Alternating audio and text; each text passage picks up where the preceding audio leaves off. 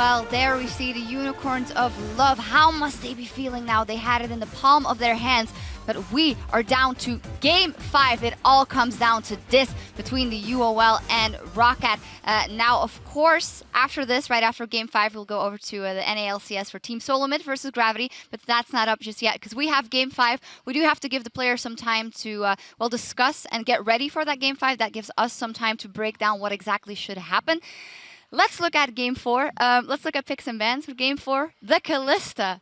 The fear it's instilled in the pick and ban phase of the Unicorns of Love, if you can remember, because it's been a while ago now. It was a long game. And how long they hovered over it. I'm just so surprised. We had to go through Game 1 and Game 2 with Callista bans on the side of Roccat, then is left open. And as a lot of people would honestly expect, we saw Unicorns talk about it.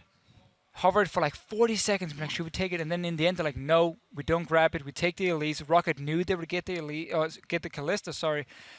And it was just strange to me because normally in a best out of 5, in Game 1, you would leave Callista open and say, Vardex, do you want to play it? Let's see what you can do. And then maybe we can ban it later if we are so afraid of a certain pick. But anyway, that seems to be fixed now. For Roccat, we see Rallis and Nuke Dog late game in these fights here are the massive carries on the team.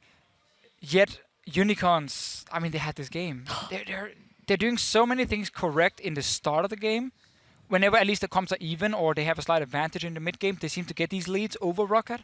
But then closing it out, it's just so risky for them. Like the vision control is not there to push it. They take the wrong decisions in key moments, and then we get these super late games where everything can happen. Yeah, as an illustration, that was the 39th time this split at a team got 2 Barons, but only the 6th time that a team lost. With 2 Barons, you have an 85% possibility of winning that game if you take those 2 Barons, just exemplifying once again how the Unicorns couldn't pull the trigger. And it is also the Game 4 syndrome and being very nervous, and this is when you have to step up and keep it together. Yeah, Unicorns just, they'll want to forget that game for so many reasons. I mean, very rarely do you get to that point, not win the game, but you just look at the team fighting towards the end. There was just not a lot of coordination, and when there was the coordination there, Power of Evil was struggling to get any kind of multi-person ults. He was having to move forward in fights into zoned areas with the gravity field, trying to get an ult, and he'd end up ulting one person, Hylissang would end up ulting one person. And at that point, you could see how far the composition was kind of lagging behind for the Unicorns. Yeah. If you're not getting a massive wombo combo, there is almost no way of winning those fights because if Nuke Duck's not dead halfway through the fight, that's Roccat pretty much in the lead. Yeah, and he's sitting on cleanse as well. I mean, it's almost impossible, but also the Gnar pick, which was kind of the response. Now, Nautilus has been banned away from Chachi a few times. The Maokai was picked in first rotation. I expect the same to happen here, by the way. Just Unicorns getting the Maokai this game if they want to stick to the trend so far, and I think that's smart. Remove Steve from a fairly easy-to-play champion because, honestly, he's been struggling today. I mean, TPs have been all over the place. He's been dying quite a few times in lane. Put him on a champion where you can punish him for mispositioning. Not like the Maokai who's just going to kind of run in many cases. But in these fights as well here with the Gnar, the build from Chachi was obviously very split push focused. Black Cleaver, there was a more of a Mortis, I believe, as well from him. So he wasn't really tanky enough to be a frontline this late in the game. What about a Shen? I mean, Shen could have done it. I don't like Shen into Maokai. Yeah, that's true. Because Maokai will outscale it. But for the mid-game pressure, I think Shen would work great in this series. Yet nobody has opted to pick him so far. Yeah, it could be an option if you say that Steve hasn't had the best series. Maybe if his Chachi feels comfortable enough. But yet, again, when it comes down to a game like this with the pressure on the line, it's also about the coaches keeping a cool head going into Game 5. Yeah, didn't look like too much of a cool head on Yamato Cannon as he power walked his way through the curtain to go and speak with his team. But yeah, just completely parting the curtain. But going into Game 5, it's going to be Unicorns of Love on the red side again. So speaking of the Maokai, you've got a couple of options here. You either hope that Roccat don't first pick something like a Maokai, which isn't great, but it's been so influential for them in this series, and then maybe look to early rotate it for yourself because you want the mid lane counter pick. There's not really much worth in this series of getting a counter pick because Steve hasn't been that influential when he hasn't been on the Maokai. So get that out of there. Maybe ban the Callista. Don't let Roccat first pick that. And give Power of Evil something for his mid lane, and maybe that's the platform that Unicorns look to build from. Here's the problem, though, when it comes to last picking your mid lane. Victor is in the game, and Victor is perfectly fine to blind pick. So if Unicorns are trying to build around, hey, we want this last pick for Power of Evil, Roccat is just going to be like, well, okay, we're just going to like second rotation Victor and you can pick whatever you want. Nukdog is going to be fine. Also, they have now seen that Unicorns didn't want to first pick Kalista. They took an Elise and traded for Nidalee, which is an even trade almost. It's a fair trade for both parts. And they didn't take the Kalista first pick. So Roccat doesn't have to do it either. They can first pick a Maokai if they want to. Then they can let them get Elise, Alistar on the side of Unicorns of Love, and you can still get Kalista and, like, again, the Nidalee pick or the Rek'Sai, even a Gragas, whatever you want. There are multiple junglers right now. Or you can take the Victor in that rotation, and suddenly Unicorns might feel like they're falling a little bit behind in their pick and ban phase, just because this one pick, the Kalista one, is so annoying for them. So we could see them ban it. So far, the bans have been, again, Lulu, Fizz, and Janna every single game. Yep. So they're very clearly banning out a Joggermore composition in terms of Lulu and Janna ban. So they're respecting that Roccat can play it. And then the Fizz ban, it's a flex pick. We've seen it Steve top lane, and we've seen Nukdog play it in the past, obviously in the mid lane. So they might just stick to those bans. Yeah. Very, very interesting. And I'm also hyped for that matchup we were looking at before, Nukdog versus Power of Evil. Nukdog has been doing phenomenally. Power, although he didn't get his shockwaves off in the end. What a matchup this has been, and we get another game of it, so it's time to settle the score. So we're going to head over to the casters and get onto the Rift. Thank you very much. We are one game away from knowing our final semi-final contendant, and Unicorns will be on the red side again. It was being on the red side that started the losing streak. Will it be being on the red side that ends the winning streak, for better or worse? I will have no idea until I see the draft, honestly. I really think Unicorns now have to shift. So they came in with preparation, fantastic. You know, ban the same thing twice, win twice, great. Lose once, okay, fluke. Same with Roccat, you know. Approach, try it, fails, adapt slightly, try it, fails, try something else. Unicorns need to stop banning Janna, Lulu, keep the Fizz in there, I don't care, because that's an annoying champion to deal with. But just get rid of Kalista. 4 games played, the same champions all 4 times. That Lulu, Janna, Fizz. The 2 games that Roccat have picked up victories, they've banned Nautilus, Morgana, and Irelia. But it has been clear that Vardax, okay, not Vardax, Unicorns as a whole don't want to pick Kalista, so they're leaving it open until multiple rotations deep into the champion select. They have to sniff that out. Roccat started this series for people that only just tuned in by banning out Kalista twice himself. Then they realized, hey, perhaps we are playing a team that is 0-3 on Kalista and has left it open multiple rotations when open, and we actually have an AD carry that plays it very well. Let's play Kalista. Suddenly Roccat win 2 games. Yep. What's next? I think it's a good point that you mentioned. Deciding game here. Everybody that is just joining us. So far, nothing has changed in the bans from the previous game. Roccat removed Irelia previously. They're going to remove Sivir this time. Oh, they're pressuring the AD carry pool. This forces the Unicorns to ban Kalista. They don't. And they should. I think this helps Unicorns more than it helps Roccat, in my opinion. Unicorns have to ban Kalista here and leave open Janna. There's no other solution here. Will they do it? 10 seconds before the final ban. Kalista! Yeah. So what is first pick worthy for Roccat? Roccat will likely trend towards the Elise or the Alistar, given the way the games have been played. However, Janna has entered the equation. Perhaps that is why she does well into Alistar in lane and can disengage the engage later on. See Alistar without a counterpart. Kalista obviously harder to play. Potential picks I'm looking here, maybe even Victor has had a significant role without too much counter in this series. Victor, Elise, that's what I'm looking at. Alistar has not made it past the 3rd pick the entirety this series. Yeah, usually Unicorns will now pick it up in return. However, Annie was good for Hylissang and they had complete control of the game. Just because they lost doesn't make the champion less valuable. So for Unicorns of Love, Annie or Alistar, what do they want to deny? Jankos goes back to the Elise. It was stolen away from him in the previous game, and Horo had a pretty good early game, to be honest. He was ganking effectively, pulling the attention of the rest of the team. Okay. And that's a very early Varus. Very early Varus with the Alistar though, so not having the Janna to boost up that poke. So take the Alistar away from Vander.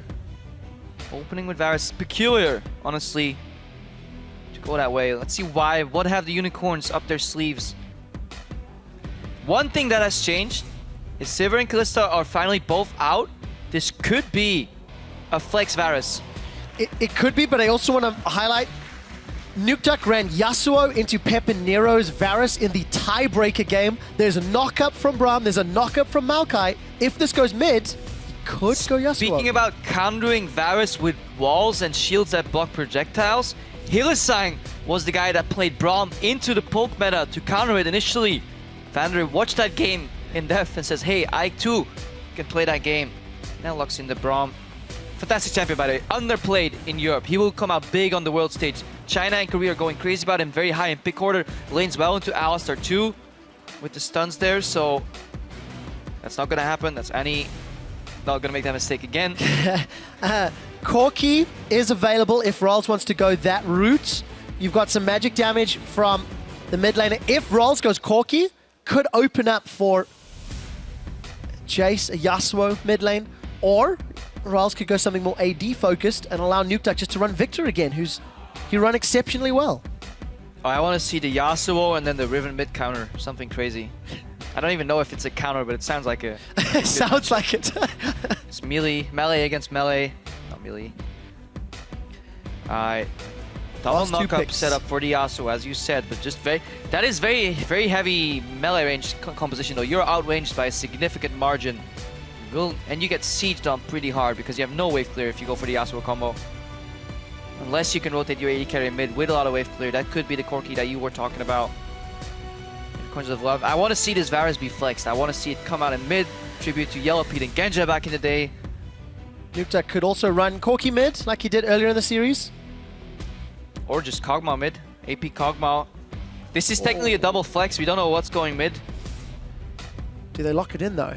That's the question. 5 seconds left. This is game 5 in the quarterfinal. Kog and Corki. So Roccat tell Unicorns, we're going to run poke in the mid lane and it'll be magic damage based, but which one? Yeah. Perhaps Roccat don't even know it yet either. There would be a hint of beautiful irony if an AP Cog is what sends Unicorns of Love out of the playoffs, considering Power of Evil's love for the champion. They're hovering mid lane champion, so this may actually be the Varus. And well, you know what's even smarter? Siva's banned, Kallista's banned, take 2 AD carries. What's left for Vardax? perhaps... Oh. Ooh. Perhaps it was predicted all along. Is this Unicorns... Who's mind gaming who at this point? I mean, Vardax has played a lot of Jinx back in the day, but playing Jinx into Braum, Maokai, and having to get to Kog'Maw? Ooh. Just as a note, Tough task. 0-3 on Jinx in the summer Varus split. AD carry, because this may have not been the preconceived plan by Unicorns of Love, but at least it was the option, because now they can go Orianna mid, shield up against the poke, and find an opening. Roccat with a very interesting double poke composition. Not quite traditional. They have up until 20 seconds by LCS regulations to switch the champions in their final positions. 15 seconds before we see that rounding out. For Unicorns of Love, they have poke, they have team fights, they have wave clear. There's a lot of options they can do, but they have a low mobility mid and AD carry. Honestly, I think the Corki mid is the better approach. I think Braum, Kog'Maw is a very strong lane. Because you can proc those Braum passives if you connect the Q from Braum and you apply that 4 double shot that you need to proc very easily with the massive range that Kog'Maw has. Past 20 seconds, it's gonna be Kog'Maw AD carry. That lane scales very beautifully until level 6. Safe all-in potential, I'm gonna call it. And yeah, medium range here. And good zone control then on the side of the Unicorns. Again, this may be a matchup where we're gonna see a lot of dragon fights. A little slower though. Every time we've played AD Kog'Maw on the side of Roccat, they've lost 0-2 in this series so far because they lost the lane pressure. Can they pressure the bot lane right now? We'll find out, because Roccat did build that full AD mid lane. It was Triforce into Blade of the Ruined King. But it's still not full AD because it's a Corki. Yeah. Mixed AD.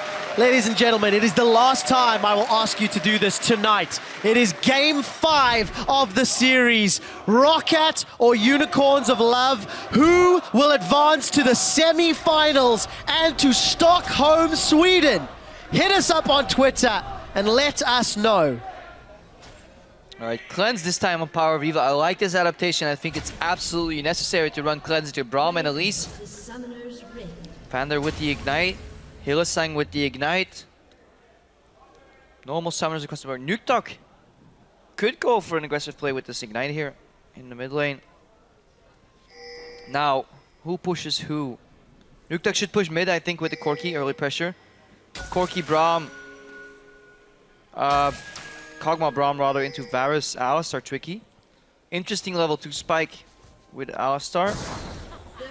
The Nar Maokai matchup, that takes us back way time ago. That's sure. And talking about the lanes, Crepo, where do you feel the pressure's going to lie? Who's going to have opportunities here? Jankos and this Elise with some tower diving power.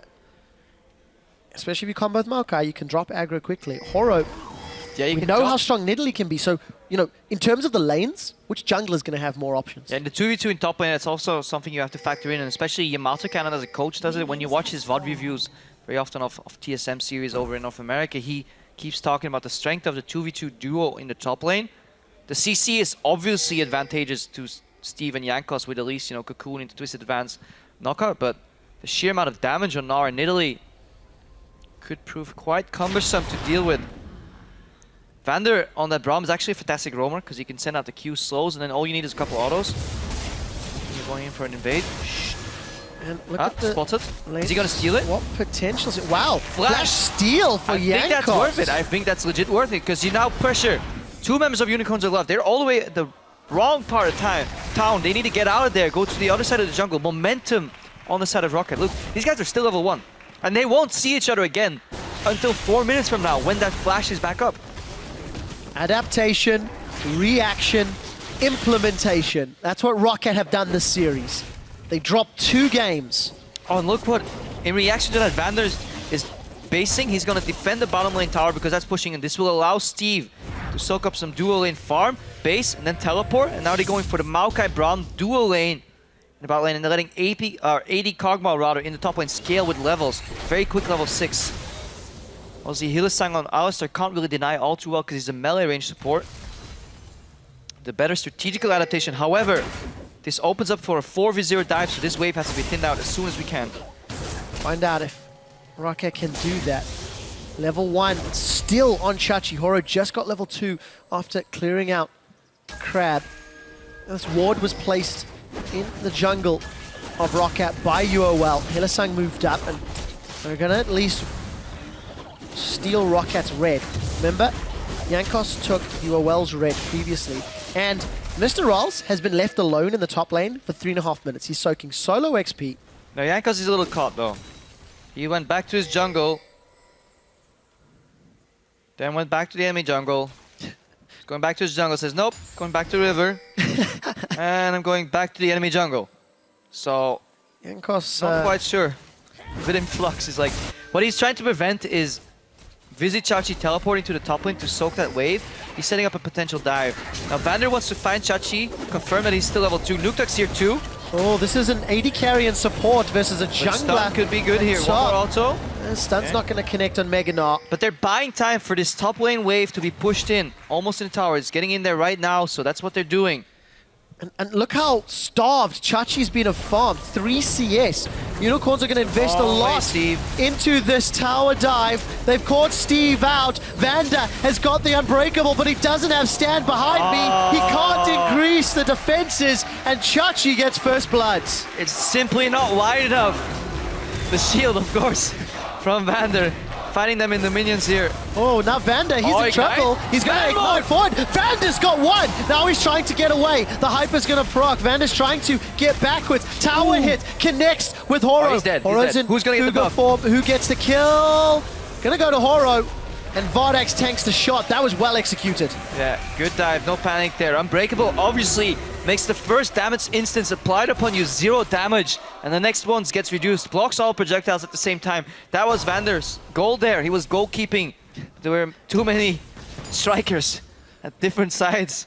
Just couldn't get those projectiles blocked. Very close, and Steve ended up dying there. What a fantastic start. We're 5 minutes in, Crepo. Unicorns of Love have secured 2 kills. PoE? I guess he's just waiting. And PoE's down 10 CS to the early pressure of Nuktak's AD carry Corki. If you wonder why PoE was... It looked like he was tapped out and chatting to somebody, but what he actually was doing was just not revealing on that mid lane ward. Just denying information to Roccat. Small things like this just mean a lot later in the game, because that could be like, okay, damn, he's gone, he's just, you know, roaming, he's doing wolf something. Just ends up revealing himself when he needs to. Steps into the limelight right there. Vander, very roam-heavy approach this game. As has Hylissang, actually. Both of these supports moved around a lot over the course of the series, rather. And with all the movements going on, Vardags and Hylissang have now swapped up top. They are going to be met by Mr. Riles and Vander. You can see Jankos also moving top. Chachi finally got some farm down bottom. And we've got these Australia lanes, if you will. Yeah, the same, but upside down. Vardags has a tier build, though. Nothing's going to come out of this one, but very scale-heavy build on the side of Unicorns. Orianna. Our people has gone tier 2 on Orianna. Went with Dean's last game. They're trying to find Steve here. Steve has gotten better at dodging these ganks. We'll likely go with Sapling soon. You had to say it. You had to say he gets caught. Has gotten. There we go. Meganar should pop. May lead into a wallop. Wait, Meganar, they're going to go for the dive. Flash forward for Horo. Third kill. Yeah, really good at... Horo is excelling at these aggressive junglers, more so than Jankos had this series. Pee-wee is checking, finds Nuktok. That's all he needs to do. Make sure Nuktok isn't roaming top lane. Get that information. He's playing from behind, but that's fine. His team is winning the side lanes. Look, that tower's melting up in the top lane. Jankos couldn't find that same opening that Horo just did in the bot lane. But the bot lane for Roccat, now in the top lane, is scaling pretty well. Tower gets denied. Hylissang may find himself stunned here by those concussive blows. Is Kortak eats a cocoon, and Jankos sinks the fangs. Teleport's coming in from Chachi, instantly hopping away. Decides he doesn't want this fight. Maybe to defend the tower. They're in a 3v2. Yeah, that's fine. They can hold that wave easy peasy, but good counterplay on the top side of the map from Roccat. Unicorns, however, have the tower advantage, and that's exactly what separates them. 1,000 gold during this matchup. Power Eagle under pressure, but not losing his tower at all. Good CSing by Nuktok, though. 68. Wow, he shockwaves PoE. Here comes Horo. By the way, Horo's got Runeglaive completed already. No flash on Horo. No flash. Pounce is up, not going to get used. By the way, yeah, as we mentioned, Runeglaive already completed thanks to 2 kills and an assist. So Horo should be able to just... Hylissang joining, they're threatening the dive. They just want to remove the wave clear from Nuktok, but still has enough mana. Vander joins in. Very, very turbulent early game right here. This game could be determined by how effective the support's roams are. This vote started heavily in favor of the Unicorns of Love, and now Roccat. Roccat have the vote. Yamato. That was like a golf clap. It's like, oh, fantastic, 1% win. Do you see Yamato going crazy? His power walk is the most dramatic thing we've seen him do. But Crepa, I want to mention as we see the lanes shuffling, this series, Unicorns of Love have secured 13 dragons to Rockat's 12. This series, Unicorns of Love have secured 5 barons to Rockat's 4. But everything They're that so counts even. in the end is Unicorns of Love secured 2 Nexi. So did Roccat.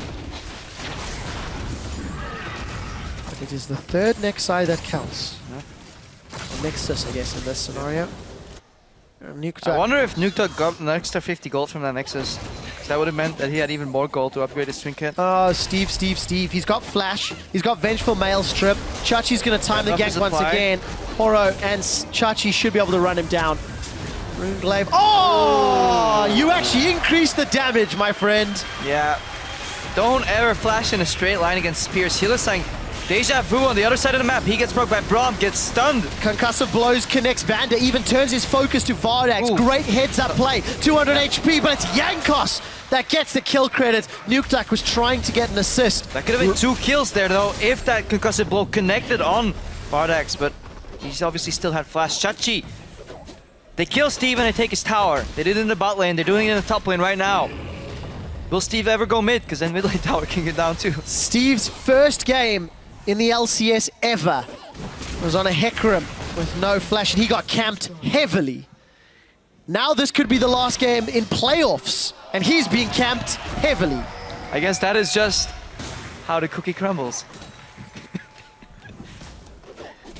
A long way from finalizing that storyline, Crepo. But Chachi's going to secure the 2nd tower of the game for the Unicorns of Love with a gentlemanly headbutt. Gentlemanly. Okay, well, the minion will do it then. Fine. Make me a liar, Chachi. 1.2k gold in the lead, Unicorns of Love. 2 towers to 1. Failed combo by Hylissang. That's a lot of damage. Denied on Nuktok there. Power Eagle eating some poke. Yeah, a lot of action. Last game was very, very tempered. Teams were hesitant.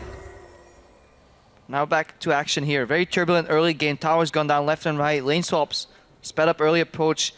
Both supports. Moby Boots roaming. However, Vander has more kills that he's involved in, so he has Sightstone. Can he translate that vision to get the gold even? Big difference in itemization as well. Chachi has opted for a Black Cleaver first, which is not what he did in the previous matchup. Went a lot tankier, went for Black Cleaver as his third or fourth item. And maybe because he's winning so hard. He wants to get the snowball going because he needed his jungler to kill Steve. Now he can itemize in such a fashion that he will no longer need to. So then, in turn, means that Steve will need his jungler to defend against Chachi. Otherwise, Chachi will take down these towers. More towers down. Unicorns have shown that with a gold lead and more towers on the map, they excel at playing the map. Chachi's level 8 right now. Already. Highest in the game, difference. almost. ROC is slightly ahead. Remember, he came out of a lane swap, so to be doing this well. Mega Gnar is very close here for Chachi. He's going to get dove. Knock, Cocoon knock. connects. He hops. He crunches. He's going to go Mega in a moment. for it. Flash defensively. Stun. He even gets the wall up. There's a Gnar available, but it's not enough. Mr. Rolls gets his second kill of the game. And this is why I like Braum so much as a sport. Just apply your passive once and your teammates can provide the CC for themselves. However, he buys enough time to trade mid lane tower for tier 1 on the top lane. But Rawless picks up that kill and the tower here. He's well on his way for Triforce Spike. His gold lead is even. Ooh, that was scary. Nukeduck realizes the mistake. Defensive flash at the threat of a pulverize. Unicorns of Love, 1 tower ahead, 200 gold ahead, but even on kills. Triforce finished already 12 minutes, 30 seconds into the game. Wow. For Mr. Rawls. That is a big spike. Look at Vardax, however. He has tier brutalizer. He's like, guys, I'm freezing this wave. I need about 25 minutes and I'll come out swinging. It's like, it's not like we're facing the most like well-scaling AD carry on our side that actually has an early game power spike, which is kind of, you know, contradictory to itself. Kog'Maw scales so well, but he's also a Triforce carry. Obviously, he needs to have a weakness somehow. That is very low mobility. Now, Vander, they see a freeze in the top lane. That means Dragon should be yours. 5 against 4, especially with such a heavy spike in the middle. And Nukeduck has to be basing on a lot of gold here because he's sitting on Phage, Components, and Sheen. Finished instant Triforce. Double Triforce spike at 13 minutes into the game. This is big. If Horo is unable to flank and kill somebody quickly, either Nukeduck or Rolls, there's so much damage on those 2 Triforces. Yeah, I actually think lane swapping with a double Triforce comp is incredibly smart because you speed up the global gold, but it obviously works more in favor of those with the earliest spike. Especially if you then start camping for the lane that gets less gold. You know, it's harder for AD carries to farm in lane swaps. It's a good approach by Roccat. I wonder if that was planned or just, you know, adaptation within the moment. But right now they're sitting on 2 Triforces. If they can group mid, while Vardex was slow pushing out top lane, they can actually siege his tower even into an Orianna already because Vander can block the wave with his shield. Such aggressive posturing, and Vander does that exactly. Vardex, however, is able to get to the mid lane and will push the wave back. This game is still balancing on a knife edge. Dragon will be up in a few minutes. UOL secured the first one uncontested, but I heavily doubt Roccat will give up another, considering the strength of the composition right now. Yeah, but you can't just all siege from the front. This is not gonna work. It's too hard to make this happen. This is why we see people flanking. Get some vision left and right, steal some raptors, steal some wolves, get some advantage from forcing, you know, you're hurting the cattle under that tower. Just keep them there and then steal away their food while they're not watching. That's the approach Roccat want to take here. Unicorns, they're hanging on though. They're scaling Athenes and tier on Power of Evil. So that's the traditional build, we know. that is the biggest disparity in power levels in the early to mid game we've seen this entire series. As we go on for final on the blue buff, Horo gets it, he gets out. Hylissang may not be able to. Well, he's got his flash actually. He's out. So somehow, as we're talking about this power disparity, Unicorns of Love managed to secure and steal a blue buff away from 2 champions that are very reliant on it, Kog'Maw and Corki. But just in terms of stats, some items give you more stats as you complete it compared to the gold put in. Triforce is an incredibly stat-efficient item. Tier obviously scales, so you lose 2 tiers worth, which is 1.4k gold on combat stats, whereas you're fighting against 2 guys that build a Triforce, which spike in terms of gold efficiency. And then at the same time, you're actually still staying ahead in gold and map control. That is impressive from the Unicorns. Needs to equate to more control as this game plays out, because Roccat have the opportunity to punish harder. One of the main reasons is because Chachi is ahead of Steve. And he built very early spikes, split push, you know, control, bait people there. As long as they're dealing with Chachi instead of these weaker members of the Unicorns, that buys them time to get into the early and mid game. It secures the first Dragon too. That buys them time to fight against potential Aspect. We've seen these games go long. Aspect will likely be on the board again this match. At least as a threat, albeit it hasn't been secured necessarily. Horo's going for a little bit more AP as well as that Ruby Crystal.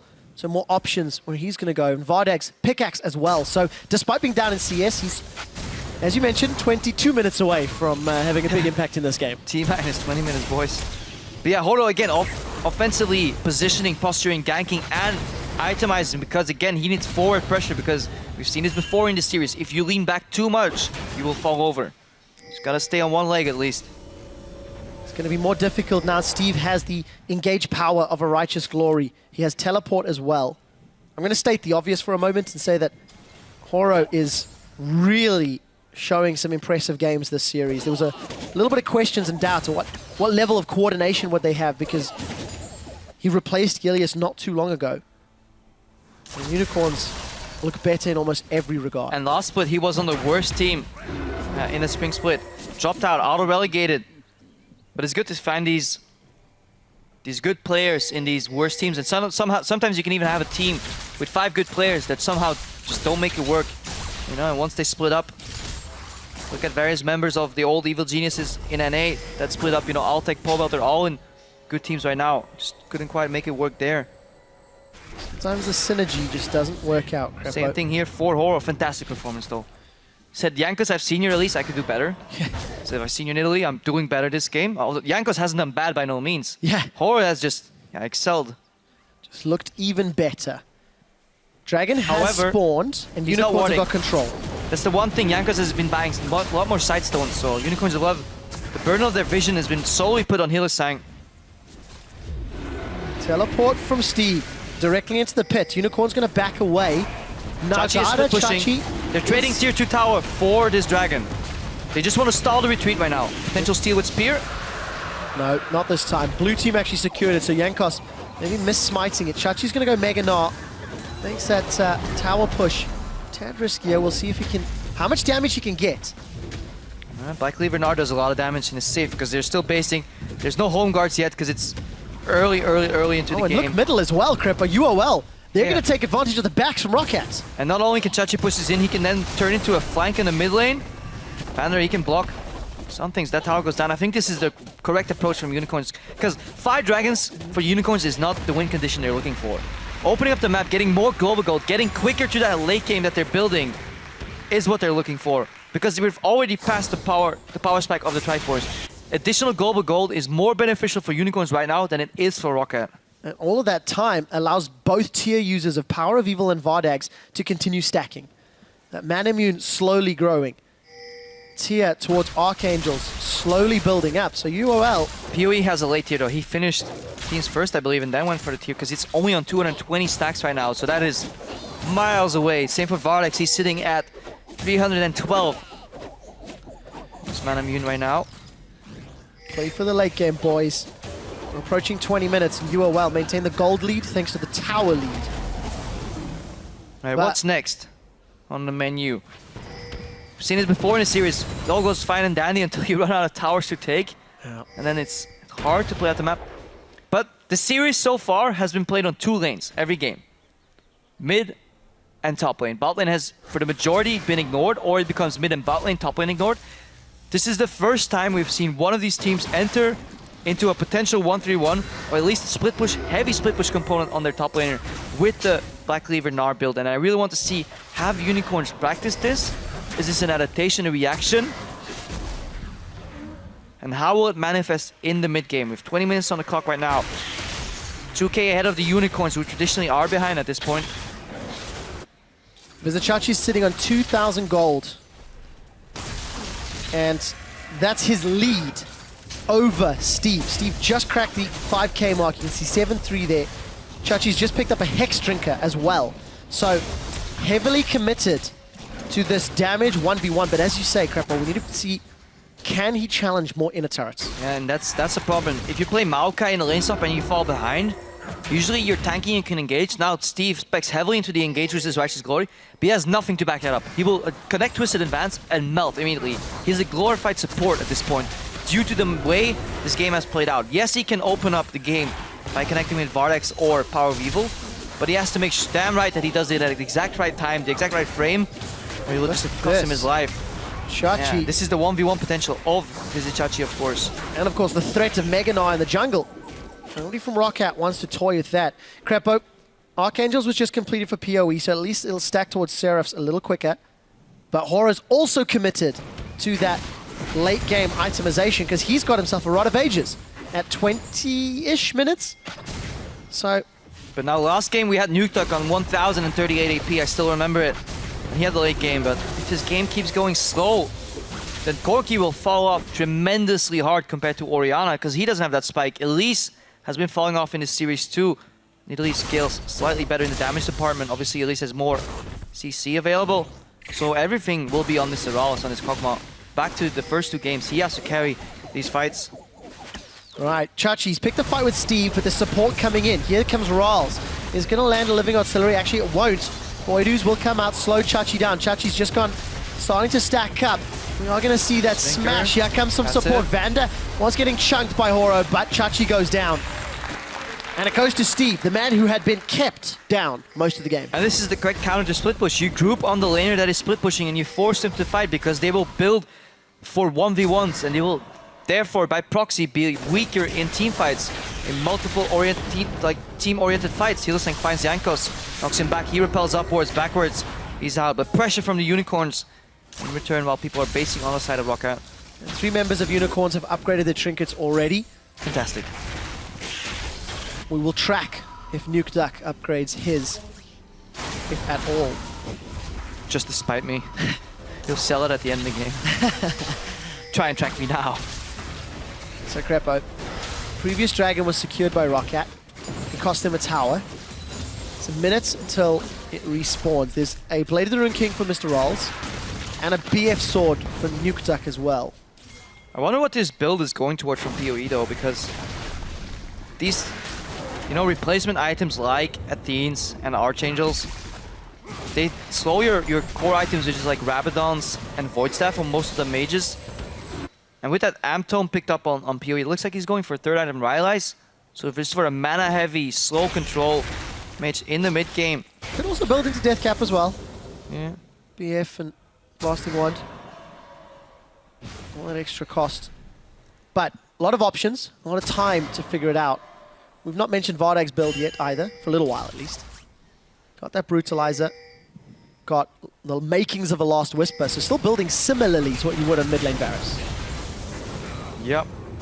But he wants to scale, honestly, on that Varus, because Varus kind of falls off against the Kog'Maw. Kog'Maw's the strongest, so this build obviously scales very well into the late game. Poke, Hylissang flash. Wow. Combo. Is this Baron from behind? Slightly, yeah, 3-man. It's completely blind. Well, they have no clue this is going. This will be Baron for Unicorns. Fantastic adaptation and the bravado to do this in a 5th game of a best-of-5 series. 25 minutes in. Oh, look at the faces. I want to watch the cams for Roccat right now. Pay careful attention. On this patch, it's a global noise. Roccat will know. Oh, they know right now. Oh, Steve. It's secured. Steve is going to look for an engage. He's managed to catch out Hylissang. Vander will connect with the Winter's Bite. Losing a support for Baron? Sorry, Crepo, but I trade you any day of the week. Yeah. I would do the Baron in a team and we'd come out together. I thought we were a team, Trevor. Power of Evil. Power of Evil gets choked out here in the mid lane, but yeah, to flash in for that Baron, that is confidence in your vision control. That's what I like seeing. Do you know why that happened? Because they upgraded their trinkets, Trevor. Can't Not really, because it's because they had a pink ward. But yeah, fantastic Baron by the Unicorns, and this is also because Chachi has this very offensive build with that, you know, Black Cleaver. Makes it a lot easier. Tanking, obviously Alistar is one of the best supports for Baron because you just pop your ulti. You do more damage to it and you can soak up so much damage, and to do this 23 minutes in the game reminds me of Fnatic, honestly. Talisman of Ascension completed for Hylissang. Early Baron for UOL, Last Whisper, and more global gold. More global gold for these slow scaling carries that were just distracting Roccat in the mid lane. It looked like they were fighting for farm. No, I want to stack my tier quicker. No, I want to stack my tier quicker. Nope. They get the Baron, and now they can keep pushing. However, they're not looking to split push. They're grouping on Chachi here. Stopping Giant minion wave built support up. system here. They see the ward. Tower should be Science. uncontested. I can't see Roccat defending That's this. gonna melt. You'll need more than one unbreakable shield right there, Vander, if you want to stop that massive minion wave. Grouping is the name of the game, despite having such a strong split pusher. There's a minion wave pushing into UOL up top. Look at the mini-map. Someone has to go deal with that. I'd like to see Chachi continue play the I mean, you don't have split to. You push can champion. legit just straight up group in the mid lane and say, okay, we don't care about some damage on our tier 2. We're going for that mid lane. Yeah, Power of Evil. He went from 300 stacks on that tier incredibly quickly to that Archangels right now. Because he has so much mana regen, he can continuously keep casting spells over and over again. See, double mana build. Very good at scaling. 200 mana away before Vardex can upgrade to that mirror mana. Although, truthfully, he's got the core of what Varus needs. Cooldown reduction and armor penetration. Yep, and CDR, more importantly. His piercing arrows are already on a 6-second cooldown. And when you look at the squishies on Roccat, there's not a lot of armor on Nukeduck or Rolls. And if one of them goes down, it's going to be difficult against the damage sources of Chachi, PoE, and Vardex. If they trade like a PoE for a Nukeduck, Yep. there's still 2 damage sources from UOL. That's how they can win team fights. Yeah, and you don't even have to trade. It's going to be almost a mistake to trade PoE for that Nukeduck. And even then, even if they make that mistake, they're still fine. The thing that strikes me the most is that this is a mixture between the new Unicorn and the old one. Yes, they play scaling compositions into the late game, but they are no longer waiting for it to scale. They have this super aggressive jungler that can find these openings and these kills across the map. They play their lane swap correctly. Their shot calling has been superior in the early to mid game. More foresight, more proactivity coming out of the Unicorns of Love, and I wonder if that's all to their jungler, Horo. And the practice between week 9 and now quarterfinals. 2 weeks off, a stable patch for anybody that may have missed. We're on 514. We will be on 514 for all of the players, including North America, which will start once the series ends. Thank you for tuning in and watching. And sorry to TSM and Gravity. I can only imagine how tense they must be waiting to play their own quarter. Or how intense our teams are figuring out who's going to close this game out. Because UOL had a similar lead in the previous game.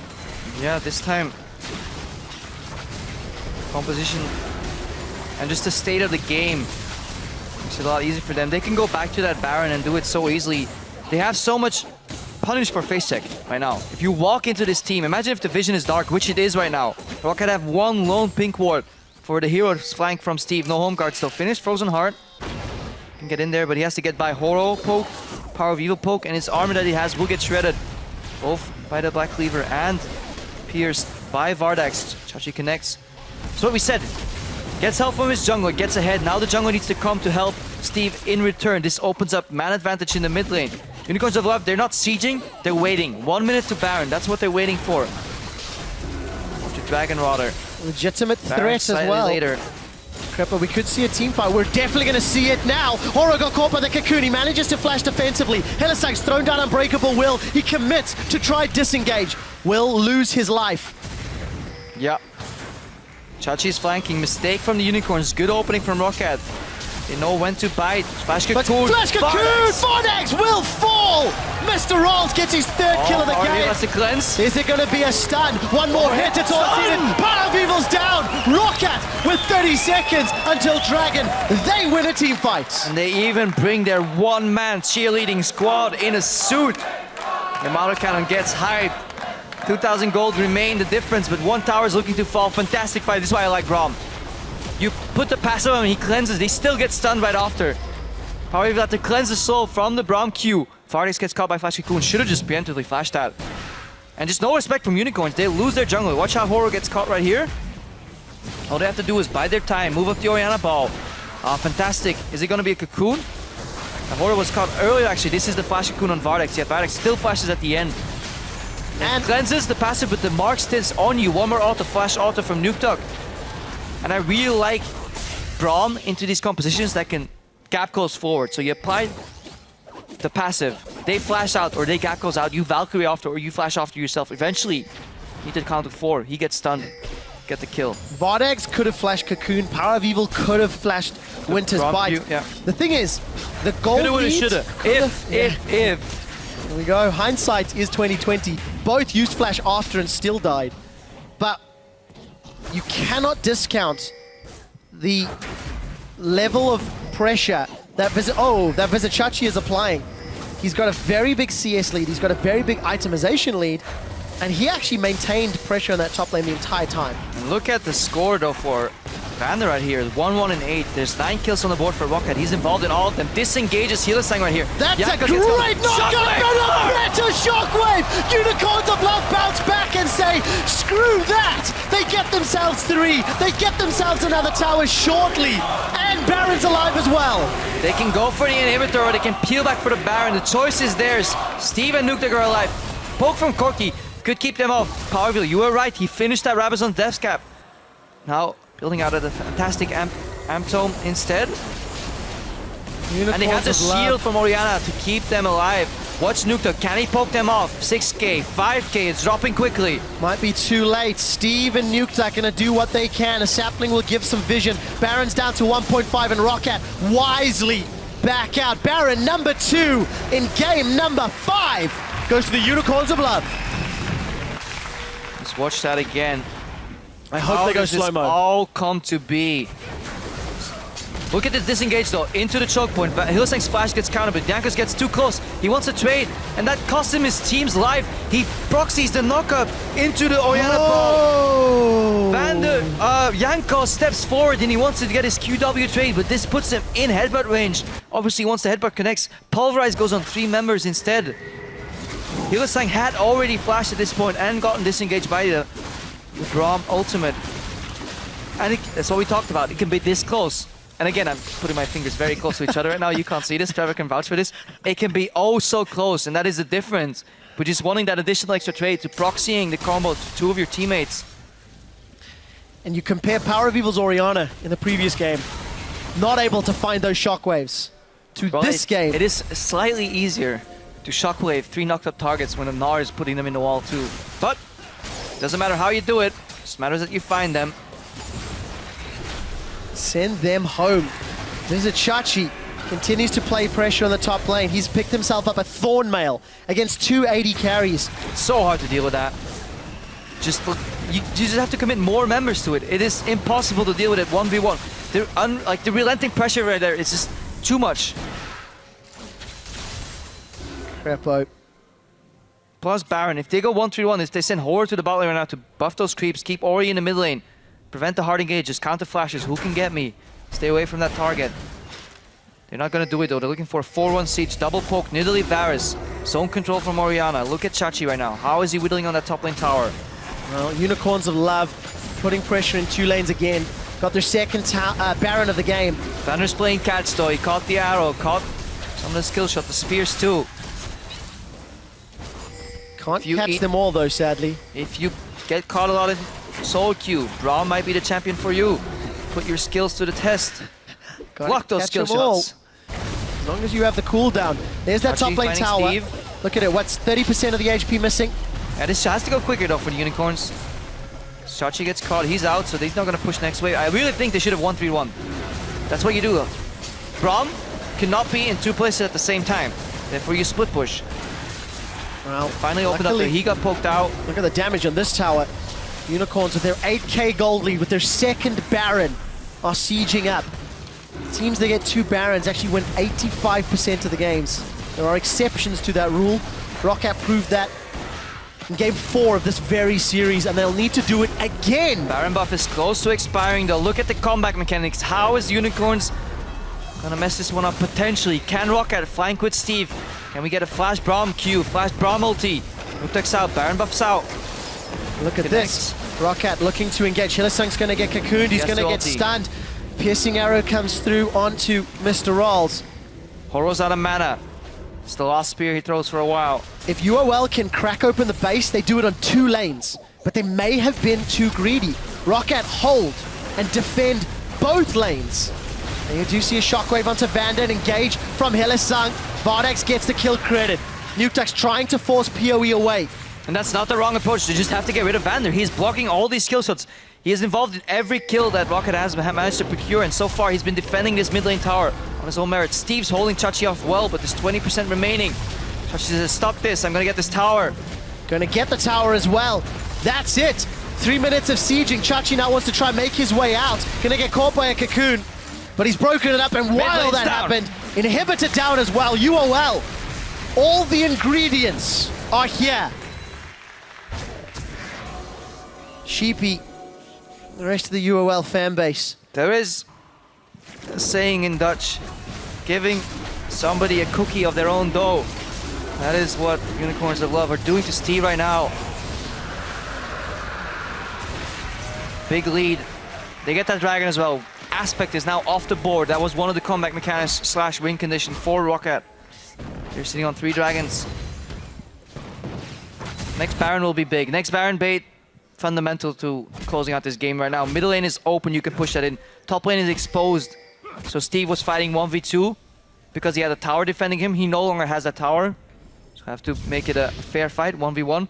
Banner of Command gets buffed in the bot lane because they're gonna rotate to the top lane, get deep vision control, secure the Baron. And they're looking to close out game 5. This quarterfinal right here. Super minions in the middle lane. Banner of Command minion in the bottom lane. Luckily for Roccat, they have 2 AD carries in Corki and Cogmore, both with Infinity Edges, Triforces, both with some sustain. But they cannot be a millimeter out of position. Because if one of them goes down, Chachi, Snowball PoE, and becomes an Vardex avalanche. can finish it. This game is in critical mass right now. The problem is they have to path to these choke points. Double sweeper gets used. Oracle's lens popped on Vander as well, so vision control, they're fighting for it. There's a teleport coming out from Steve. They're looking to collapse on the top lane. He has to have home guards. He does.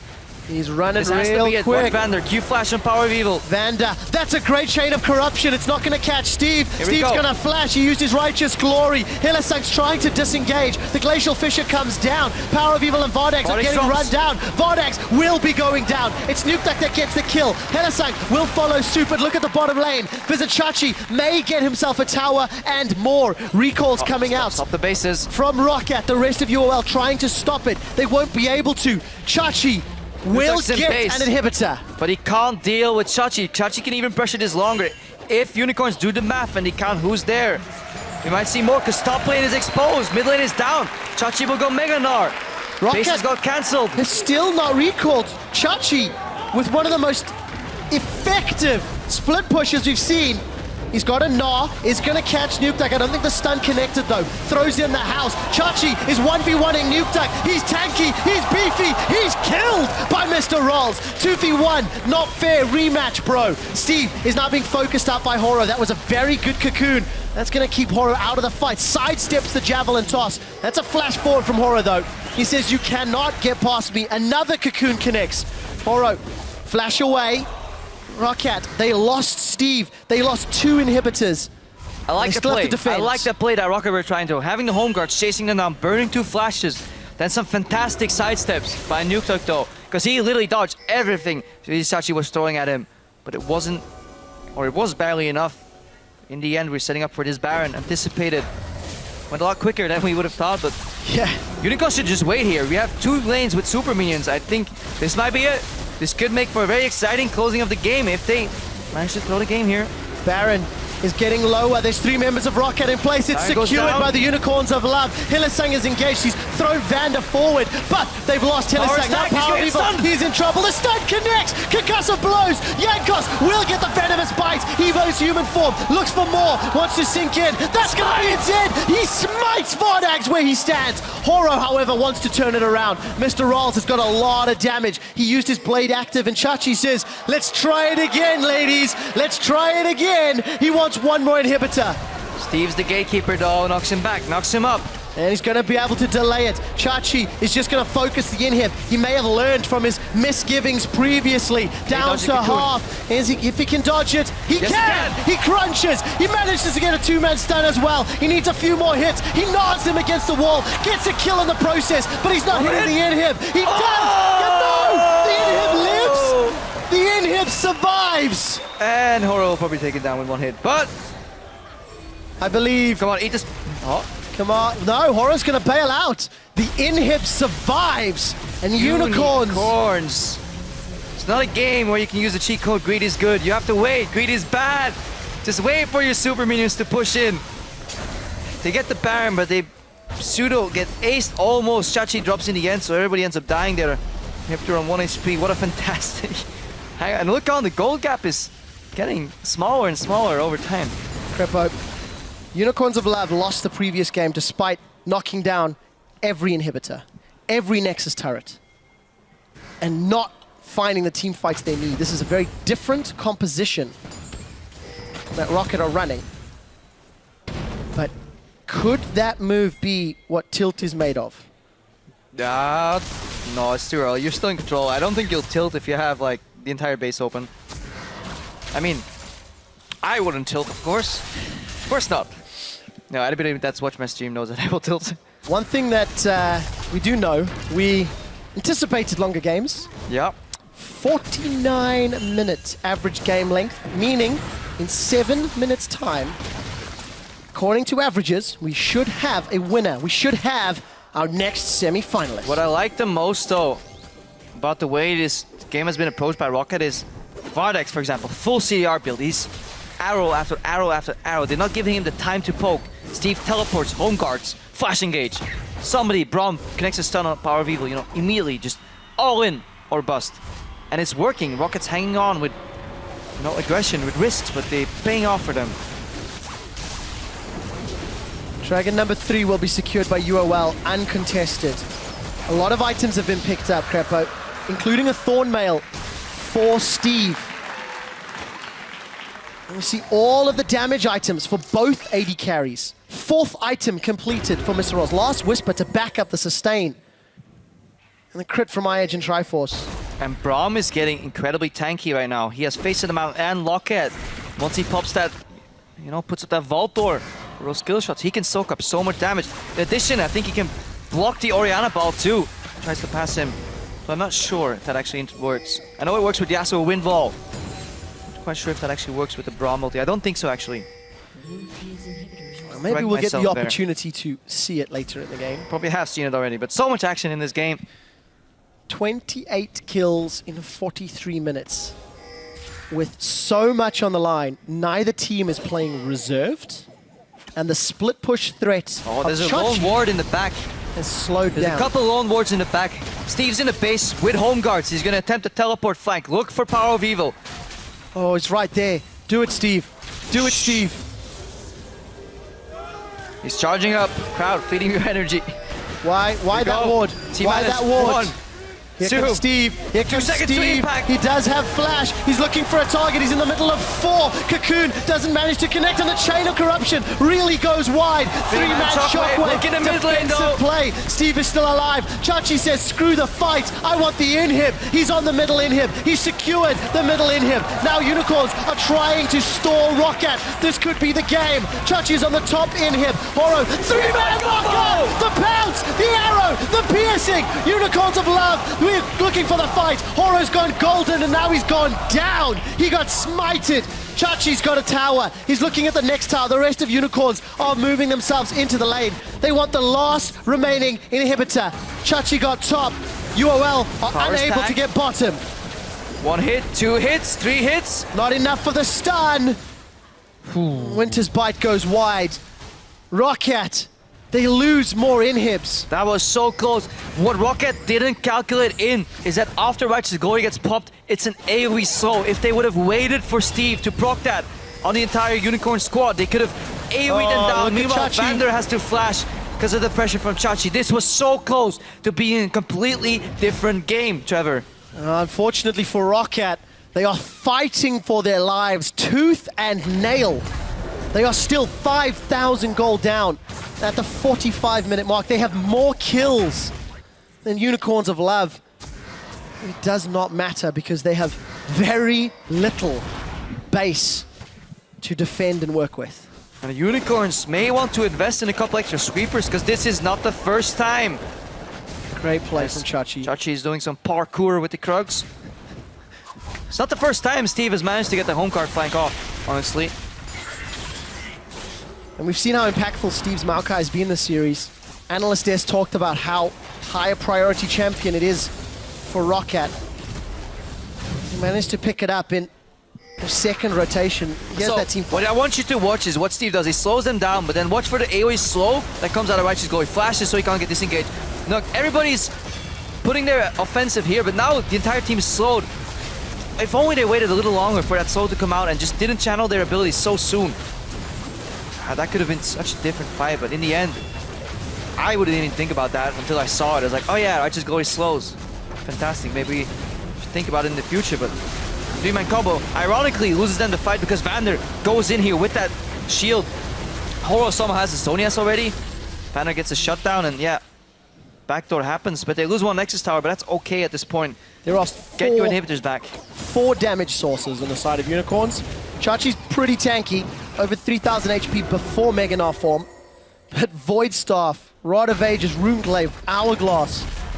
And that's the jungler I'm talking about. There's 830 AP on Power of Evil. There's 506 ability power on Horo. Roccat, defense of the Alamo. Have to dig deep once more. Steve doesn't have that home guard CP at his disposal. It's a bit slower. It's not that speedy tree that we usually see. Blocking the arrow by Vander. Good. Deny the poke. Chachi is teaming up on the Nexus tower. It's obviously easier to defend one tower because you get close to it. Half HP inhibitor. Is palpable, Crepo. 50% down. Unicorns looking for an... Look at how many traps there are. It's just litter at this point, Horo. Not able to find a javelin toss, but every time he moves in, 1, 2 more hits. Glacial Fissure used defensively. Engages. It's too early, Vander. You need to hold on to that. The Cocoon, insta-cleanse from Power of Evil. He's backed his way out. Illisight's caught in. Chain of Corruption's going to start to spread. Inhibitor still standing. The Nexus turret's falling. Super minions are onto the Nexus. Vander's lost his life. Steve forced to retreat. Mr. Rolls is looking for some pressure on Chachi. Vander's down. Now we need to see what can Power of Evil do. Crowd wants UOL to close it out. There's 1 siege creep, 2 siege creeps. Chachi is there. Vardex is poking. Half mana. Power Reveal is still fully alive. Hylissang. No ultimate available. Steve. That's a flash engage! They've got Mr. Rolls. He's got the QSS though. He manages to get away. Mega Gnar will be coming out.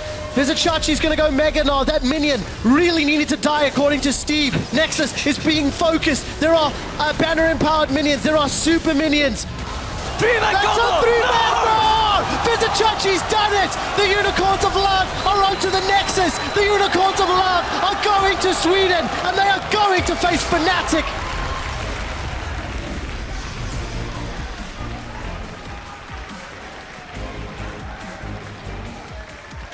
And we were talking about it. The first 2 games, Roccat, they went down. Preparation didn't work. They came back into this series.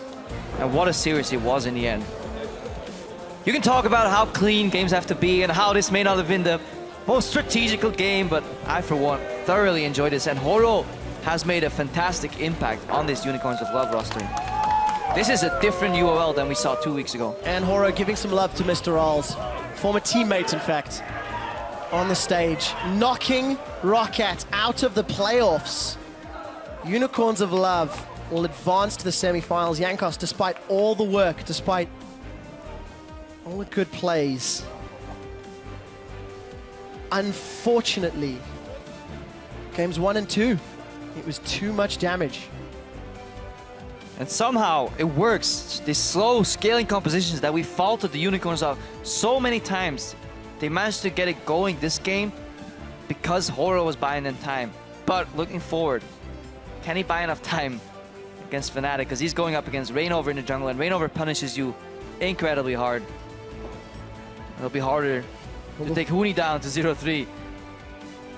But still, that is a little too early to look at. Yeah. Let's just compliment the Unicorns on incredible tenacity in this series. Oh, yes. To bounce back from an hour defeat with, what, 3 Barons?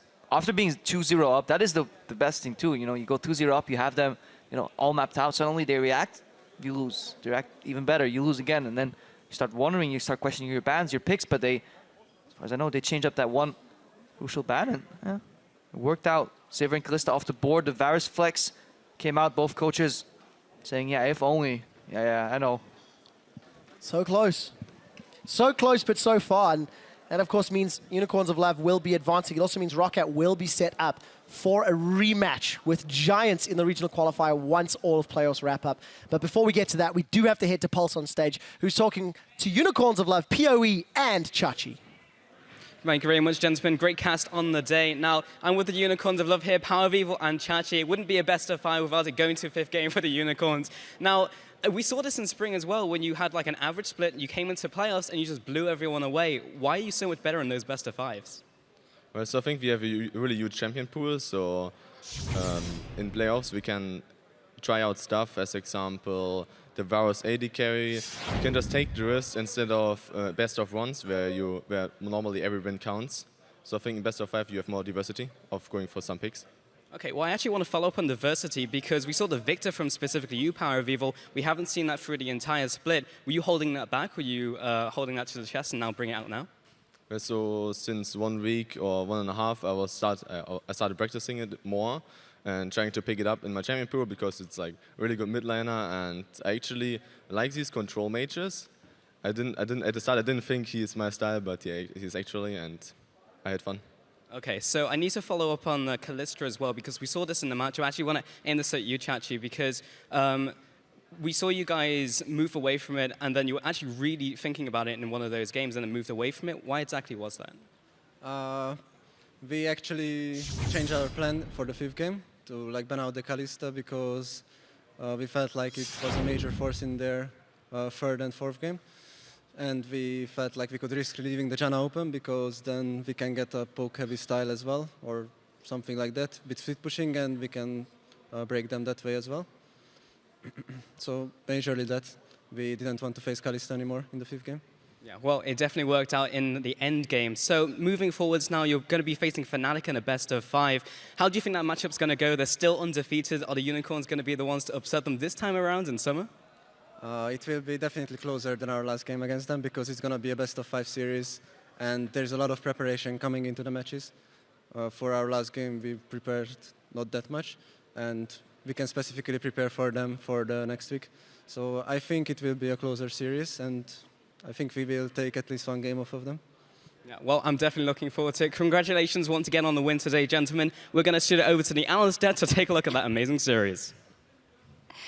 Thank you so much, Pulse. We're just going to talk a little bit more about that series. And remember that the NALCS is coming up in just a little bit with Gravity versus TSM. Hold tight. We do have to wrap up this series because it was an amazing series. Started off very, very active, then a little slump in game 4, maybe that the teams were both scared. And then what did it come down to in this game? Let's look at the picks and bans quickly and talk over the adaptations. Of course, we talked a lot about the Kalista, the Maokai. I think the mind game started, though, with the Varus. We sat here, as soon as it got locked in, we were talking, like, why on earth would you pick your mid laner there? We kind of were thinking, you know, it's likely to drop down to the AD carry. It looked like Roccat read that.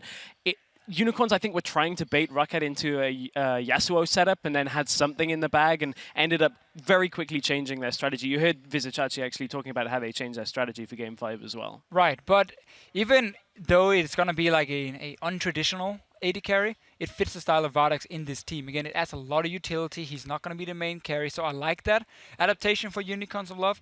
But also, I mean, look at just the pick and ban here. I quite liked what Roccat brought to the table. They got the Maokai pick, which I felt was so important for Steve. You had the same mid-game spike with double Trinity Force on both Nuke Dog and Mr. Rales.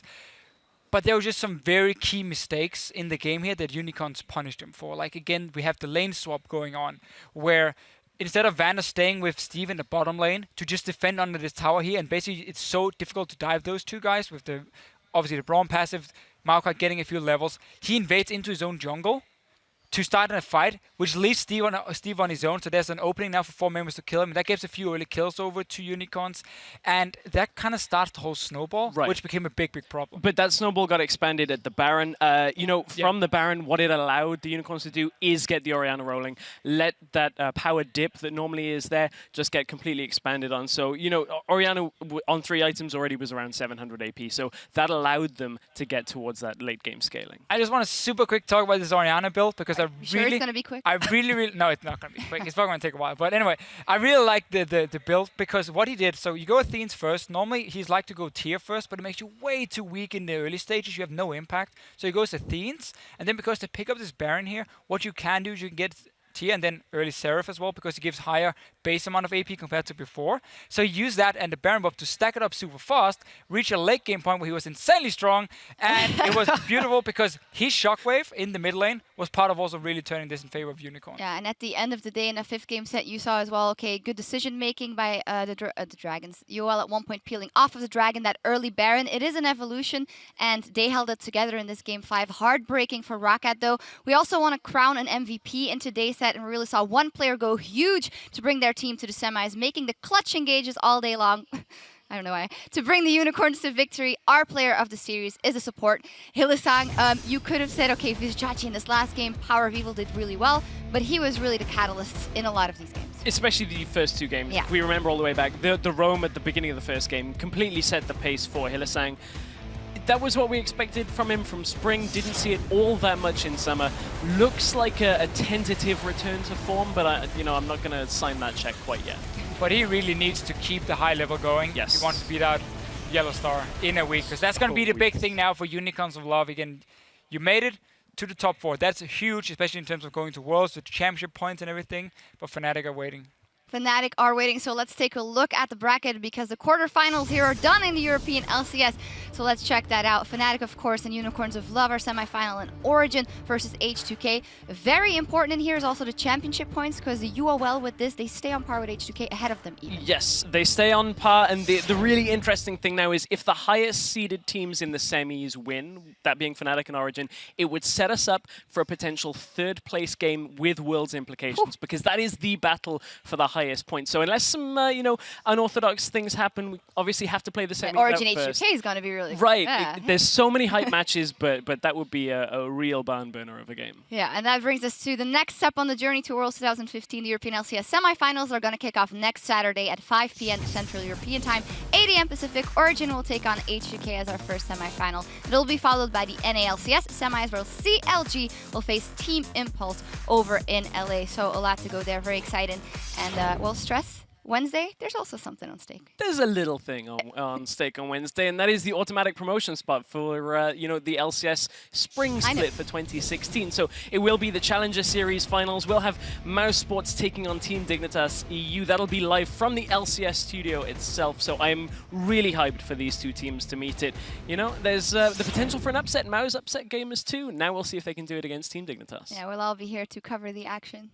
Yeah, you good? all of us all will be on the analyst desk. It's going to be great. Anyway, that's it. The first round of the summer playoffs wrapped up here in Berlin. And we're finally going to hand it over to Dash and the gang in North America for their second playoff quarterfinal match between Gravity and Team Solomid. Stay tuned. On behalf of myself and everyone here at the European LCS, thank you for joining us. And we'll see you a little further down the road to the summer finals. Teams have locked in their champions. It's time to load up the best of 5 between Unicorns of Love and Roccat. One more to attack. Red buff is ticking. That's he's coming in. First blood secured. He's going to be able to pick up a kill into Power of Evil. Vardax is getting focused out. The mine knocks him up in the air, and the fangs get sunk in from Yankos. Dredgeline, it connects on New Hylissang, he stuns up Roccat. The Chaos Storm is out. Power of Evil is running right through the backline. Nuketa's going to get turned into an egg, but he's going to get cooked for breakfast. Power of Evil, when he carries hard. Power, let's one-on-one. No. I play my Lucian. I need to warm my mechanics up. Invite me. I will 1v1 you. But I want to go into the game. Someone invite, please. I said I will 1v1 you. Are you scared? Invite? No. Because you didn't say yes. You were I'm more scared of Power of Evil, not of you. Look at the ward. It's behind Unicorns. Here comes Steve, and he's got cookies. Vardax is in trouble as Jankos takes him out, and that pulverize hit nothing. Jankos, he finds the cocoon onto Power of Evil, and we see the arcade smash coming for the kill. The Unicorns of Love are going 2-0 in this best of 5. They prepare cheese, I prepare ham. So you could say this best of 5 is a sandwich, but I think Unicorns of Love is gonna go home hungry. Either way, they'll go ham or they go home. So let's see. Mr. Rolls gets bounced around before he gets bopped on the head and taken down. Gets a knockup onto Nuketax. Nuketax flashed away, but he gets followed. Chachi follows him over the wall. Roccat keep their semi-final hopes alive. One match away for Unicorns to book that trip to Stockholm. The hop, the crunch, wow, he goes way wide, gets the gnar against the wall, all of Unicorns follow. Mr. Rolls has got a kill, Power of Evil may go down, Steve, get down, Power of Evil's down, Horo's down as well. One more battle to determine the next semi-finalist.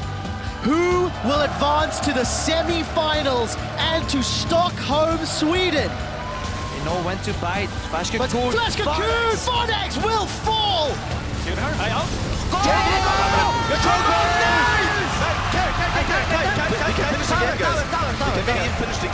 Minions. That's a 3-man roar! Vizichachi's done it! The Unicorns of Love are on to the Nexus. The Unicorns of Love are going to Sweden, and they are going to face Fnatic